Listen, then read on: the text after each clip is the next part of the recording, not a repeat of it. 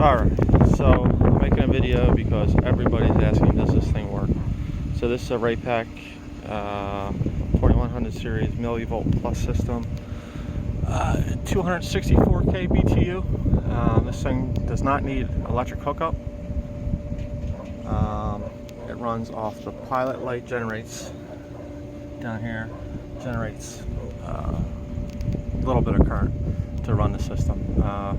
So I disconnected this from the previous year.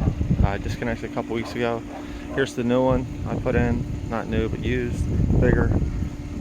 I plumbed it in, so I hooked up the older one just temporarily. I disconnected it from the main propane. I just